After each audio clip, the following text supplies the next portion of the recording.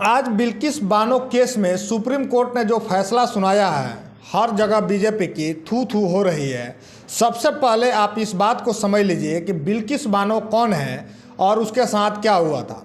तो 2002 के दंगों में 11 दंगाइयों ने पूरे परिवार को बिल्किस बानो के पूरे परिवार को ख़त्म कर दिया गया था, जिसमें 11 साल की एक बेटी भी थी। और उन दरिंदों ने बिल्किस बानो के साथ में रेप किया था और उसके बाद बिल्किस बानो के 5 महीने की गर्भवती थी उस समय में। लेकिन ये खबर उस समय तो उतना चर्चा का विषय नहीं बना जितना चर्चा का विषय 15 अगस्त 2023 को ये बनता है।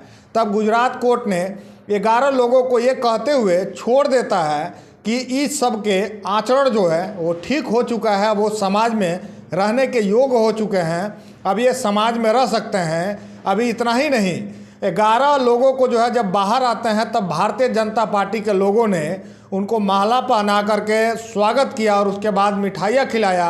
तब सोशल एक्टिविस्ट और बिल्किस बानो सुप्रीम कोर्ट का दरवाज़ा खटखटाती है और ये कहते हुए कि क्या इस देश में मानवता के लिए कोई जगह नहीं है क्या, या क्या किसी रेपिस्ट को सिर्फ इसलिए छोड़ दिया जाता है कि उसका आचरण ठीक हो चुका है। आज बिल्किस बानो केस पर सुप्रीम कोर्ट का आज फैसला आता है और यह चर्चा का विषय बन जाता है कि जो गुनाहगार हैं, यानी कि जो 11 लोग हैं, उस 11 लोगों को गुजरात कोर्ट ने बाइज्जत बरी किया था। अब उसको जेल जाना पड़ेगा। गुजरात कोर्ट के पास ये हक नहीं था कि उसको सज़ा को कम कर सके, क्योंकि महाराष्ट्र के सीबीआई कोर्ट ने ये फैसला सुनाया था आजीवन उन 11 लोगों को जेल में रहना पड़ेगा। तो आखिर किसके इशारे पर गुजरात कोर्ट ने 11 अपराधियों को बाहर निकाल दिया? सुप्रीम कोर्ट ने यह साफ साफ कह दिया कि 11 अपराधियों को 2 हफ्ते के अंदर सरेंडर करना होगा।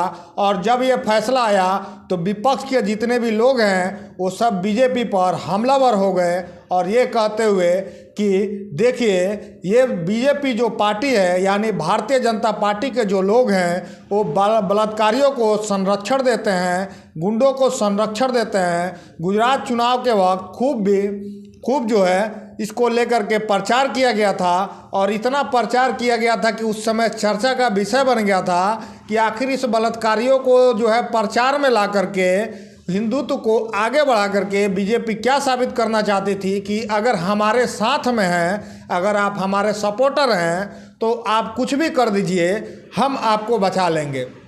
विपक्ष के नेता बार बार इस बात को कहते हैं, बार बार लोगों को याद दिलाते हैं कि ये दंगाइयों की पार्टी है, ये दंगाइयों को संरक्षण देती है, बलात्कारियों को संरक्षण देती है। लेकिन इस बात पे कुछ लोगों को विश्वास नहीं होता है और ये भी बात कहती है कि इन लोगों के अंदर कोई न्याय चरित्र नहीं है। ये न्याय के कहते हैं कि न्याय करेंगे, लेकिन न्याय उस बिल्किस बानो को जो रेपिस्ट थे उन लोगों के साथ ये जा कर के खड़ी हो गई।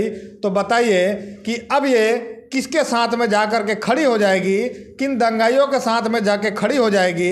इस पार्टी की कोई गारंटी नहीं है। अब इसको लेकर के बहुत सारे लोग हमलावर हो गए हैं और हर जगह देखेंगे तो बिल्किस बानो को लेकर के हर जगह बीजेपी पार्टी के जो नेता हैं एकदम थू थू हो रही है उनके ऊपर कि ये लोग चुनाव में प्रचार प्रसार में किसके समर्थन में कब उतर जाएंगे, कब इस गुंडों के समर्थन में उतर जाएंगे, कब बलात्कारियों के समर्थन में उतर जाएंगे, इस बात की कोई गारंटी नहीं है। सुप्रीम कोर्ट ने ये बता दिया कि भले ही गुजरात कोर्ट ने जो फैसला दिया था उसका तो वो कोई हक ही नहीं था, क्योंकि उसको सीबीआई कोर्ट ने जो फैसला दिया था उसको सीबीआई कोर्ट से बात करना था और बात करके जो चीज़ सुलटानी चाहिए थी या जो बात आता सामने उस बात को करनी चाहिए थी। उसके पास तो कोई हक ही नहीं था और लोगों को अब ये विश्वास हो गया कि देश में कानून का राज चलेगा।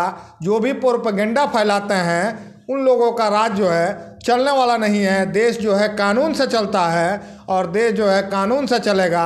सुप्रीम कोर्ट के इस फैसले को लेकर के आपकी क्या प्रतिक्रिया है? आप क्या सोचते हैं बिल्किस बानो को लेकर के? आपकी जो भी प्रतिक्रिया होगी आप उसको नीचे कमेंट करके ज़रूर बताइएगा। इस वीडियो को देखने के लिए आपका बहुत बहुत धन्यवाद।